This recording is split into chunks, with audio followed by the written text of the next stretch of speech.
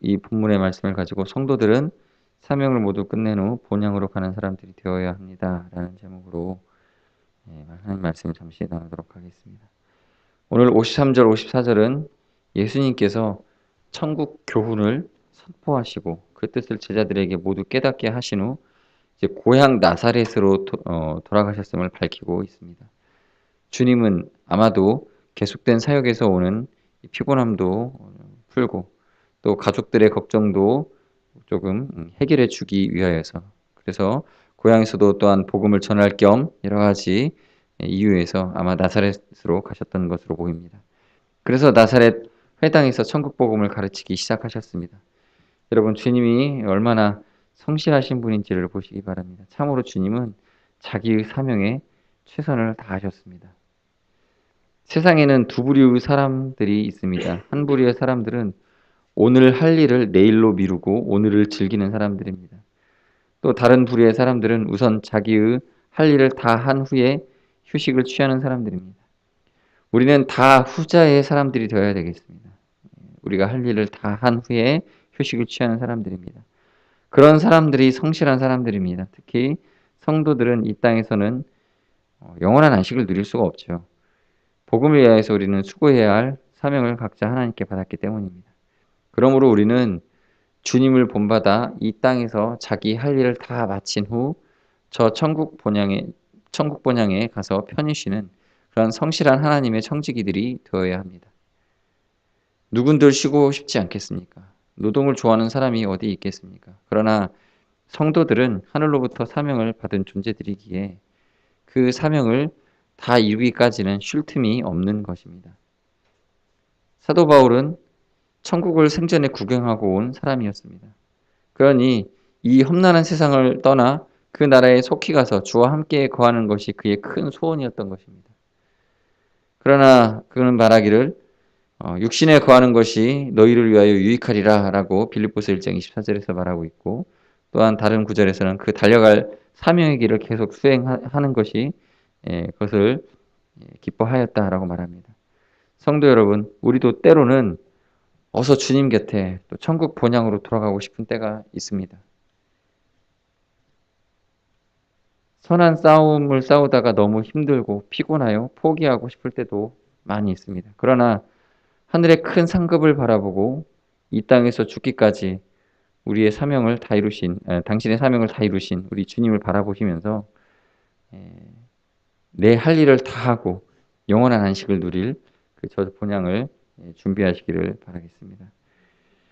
디모데후서 7장 8절에 이렇게 나와 있죠. 내가 선한 싸움을 싸우고 나의 달려갈 길을 마치고 믿음을 지켰으니 이제 후로는 나를 위하여 의의 면류관이 예비되었으므로 주 곧 의로우신 재판장이 그 날에 내게 주실 것이니 내게만 아니라 주의 나타나심을 사모하는 모든 자에게니라. 이러한 사도 바울의 고백처럼 우리도 우리의 사명을 다 한 후에 또 우리 예수님께서 이렇게 고향에까지 가셔서 성실하게 주의 복음을 증거하신 것처럼 우리도 그러한 성실한 주의 일꾼으로서의 삶을 다 하시고 주님이 주시는 안식을 누리시는 귀한 일꾼들이 되시길 바라겠습니다. 또 이어서 보시는 54절에서 56절의 말씀을 보시면 나사렛 사람들이 이 주님의 가르침을 듣고 놀라는 모습을 기록하고 있습니다. 그들은 주님을 표현할 때 이 사람이라고 불렀습니다. 이 사람. 이 나사렛 사람들은 주님께서 메시아 되심에 대해서 전혀 생각조차 하지 않고 있는 것입니다. 전부터 알고 지내던 그냥 목수의 아들로 그렇게 인식하고 있습니다. 그러니 그들에게 주님의 교훈이 하나님의 말씀으로 들렸겠는가라는 의문을 갖게 됩니다. 그들에게는 주님의 말씀이 사람의 지혜 정도로만 들렸습니다. 이처럼 주님을 어떤 존재로 대하느냐에 따라 주님의 말씀의 의미가 달라집니다. 성도 여러분, 예수 그리스도는 분명 사람이십니다. 사람이었습니다. 완전한 인성을 지닌 분입니다. 우리의 신학에 이게 있죠. 그러나 그렇게만 주님을 본다면 주님과 그 교훈을 올바로 믿을 수가 없다는 사실을 알아야 됩니다. 주님은 인간의 육신을 지니고 계신 온전한 인간이셨지만 또한 한편 완전한 신성을 지니신 하나님이시기도 하셨습니다. 그분은 성령을 통해 동정녀에게서 나셨습니다.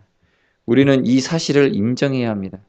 그리할 때 비로소 우리의 믿음이 온전한 믿음으로 나타날 수 있습니다. 우리가 주님을 하나님으로 알 때 그분의 교훈을 절대적인 권위를 지닌 하나님의 말씀으로 받아들일 수 있고 또 그분이 우리를 위하여 행하신 속죄와 부활과 승천 사역도 믿을 수가 있는 것입니다.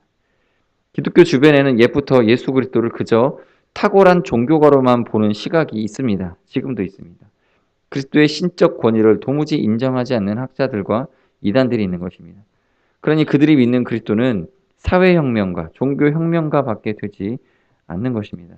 일전에도 어떤 기독교 장로회 소속에 있는 신학교 교수가 TV에 나와서 예수님이 마태복음 맨 마지막 구절에 복음을 증거하라라고 기록된 그 말씀은 예수님이 하신 말씀이 아니라 나중에 그 예수를 따르던 제자들 중에 누군가가 덧붙인 것이다 라고 방송에서 자기가 신학교 교수인데 이야기하는 장면이 있었습니다.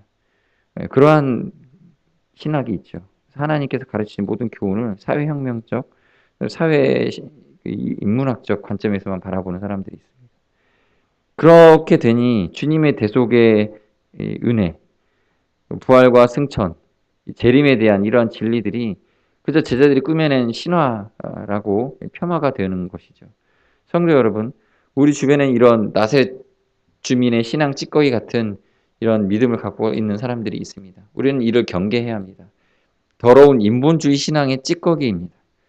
우리 신앙이 오염되지 않도록 우리는 주의해야 합니다. 예수 그리스도는 한시적으로도 인간으로 오신 영원한 하나님이라는 진리를 굳게 믿고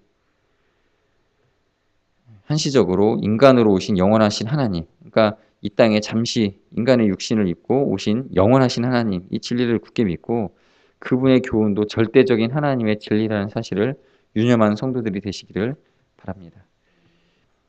요한복음 1장 14절에 사도 요한이 이렇게 기록하고 있죠. 말씀이 육신이 되어 우리 가운데 거하심에 우리가 그 영광을 보니 아버지의 독생자의 영광이요 은혜와 진리가 충만하더라. 또 이어서 데살로니가전서 2장 13절에 이제 사도 바울은 이렇게 기록하죠. 이러므로 우리가 하나님께 쉬지 않고 감사함은 너희가 우리에게 들은 바 하나님의 말씀을 받을 때에 사람의 말로 받지 아니하고 하나님의 말씀으로 받음이니 진실로 그러하다. 이 말씀이 또한 너희 믿는 자 속에 역사하느니라. 우리가 믿는 것은 하나님의 아들이시고 하나님이신 예수 그리스도의 말씀을 믿는 것임을 다시 한번 우리 마음에 주지하시길 바라겠습니다. 이어서 56절, 57절은 나사렛 주민들이 끝내 주님을 메시아로 인정치 않고 배척하는 모습을 기록하고 있습니다. 나사렛 사람들은 예수님의 가족이 있다는 사실을 강조했습니다. 그 아버지는 목수이며 그 어머니와 동생들도 있는데 예수가 어떻게 하늘에서 오신 메시아일 수 있겠느냐 하는 신학적 문제를 제기하는 것입니다. 그리고 그들은 예수님께서 자기들과 거할 때 하시던 일만 기억했습니다. 이는 목수의 아들이 아니냐, 저 사람은 목수의 아들이 아니냐라고 하는 것을 보시기 바랍니다. 고대 세계에서 목수는 사실 마을에 온갖 허드렛 일을 도맡아 하던 사람입니다. 당시에는 이 집을 비롯해 모든 기구가 철보다는 이 나무로 만들어졌기 때문에 집 대문이나 가구와 또는 농기구 같은 것을 수선한 일을 이 목수가 했습니다. 그러니 목수란 온 동네의 하인 같은 존재였습니다. 그와 같은 그리스도께 대한 옛 인식을 나사렛 주민들은 결코 떨쳐버릴 수가 없었으며 또 그래서 주님도 선지자가 자기 고향에서는 환영받지 못한다는 말씀을 하신 것이죠. 성도 여러분, 이처럼 선입견이 얼마나 무서운지 우리는 잘 깨달아야 됩니다. 어떤 사람일지라도 사실 성공하고 출세하기 전에 올챙이 시절이 있다는 것을 우리는 알고 있습니다. 그런데 사람들은 그 사람의 성공하기까지 그 노력과 변화를 인정하는 데 있어서 인색합니다. 그 사람이 아무리 노력해도 뭐 네가 개천에서 용이 나겠느냐라는 태도로 사람들을 대합니다. 그 깊은 마음속에는 상대에 대한 시기심과 질투심도 도사리고 있습니다. 그래서 사람의 성장과 변화된 신분을 애써 외면합니다. 자기들에게 이익을 줘야만 아부하고 상관없으면 격화시켜버립니다. 그래서 이 사람들이 이렇게 생각했을 것입니다. 예수는 예전에 우리 마구간을 고쳐주던 사람이야 라고만 생각하고 있었던 것이죠. 나사렛 주민들은 그리스도께서 어릴 때부터 놀라운 신적 권위를 지니고 계셨다는 사실도 외면하고 있습니다. 성도 여러분, 우리는 이와 같은 부정적 선입견을 버려야 됩니다. 만물도 변하듯 사람도 변화되고 성장하는 법입니다. 예전에 기독교에 대해 비판하던 사람이 탁월한 목회자가 되어서 복음을 증거할 수 있습니다. 무식했던 사람이 노력하여 교수가 될 수도 있습니다. 가난에 찌들었던 사람이 큰 사업가로 변신할 수도 있는 것입니다.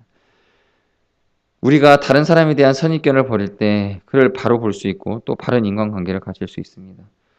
이때 당시 나사렛 사람들도 예수님에 대한 예수님의 그 성실하셨던 목수로서의 삶을 바라보고 바라보면서 그의 성실함을 본 것이 아니라 그의 낮은 신분에 대한 선입견을 마음속에 두고 있었던 것이죠.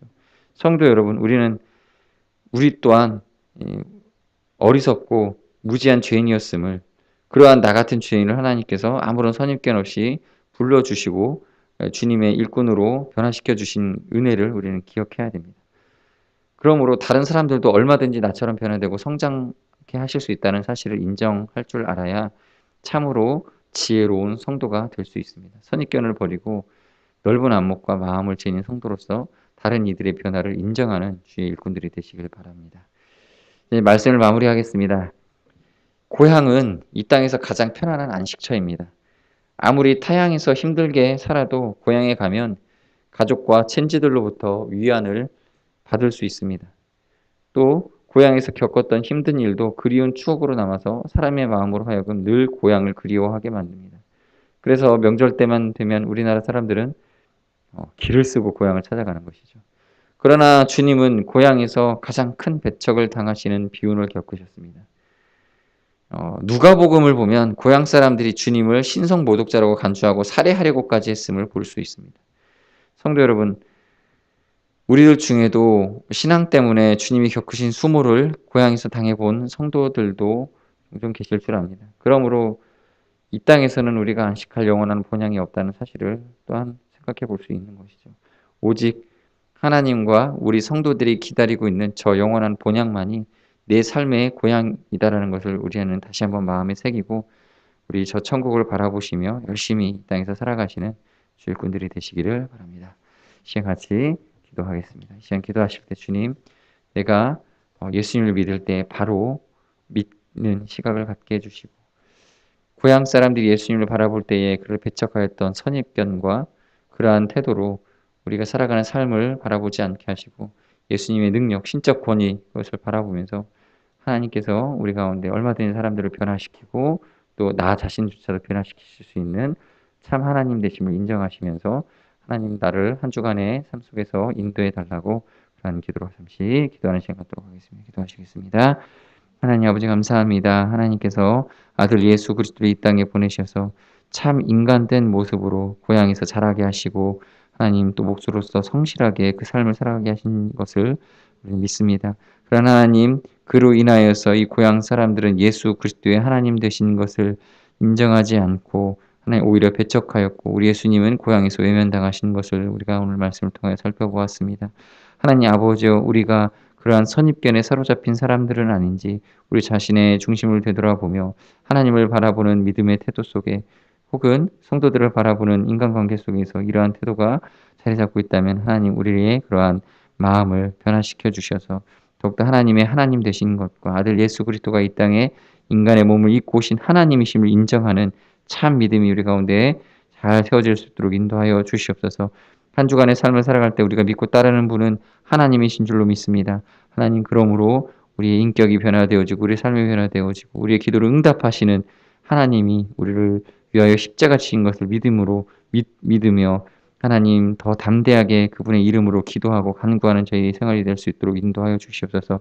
늘 우리에게 크신 능력과 은혜를 베풀 것을 기대하며 하나님 이 나사렛 사람들이 예수님께 구하지 못하는 것을 우리는 기도하고 구하는 믿음의 사람으로 우리가 살아갈 수 있도록 주님 주장하시고 인도하여 주시옵소서.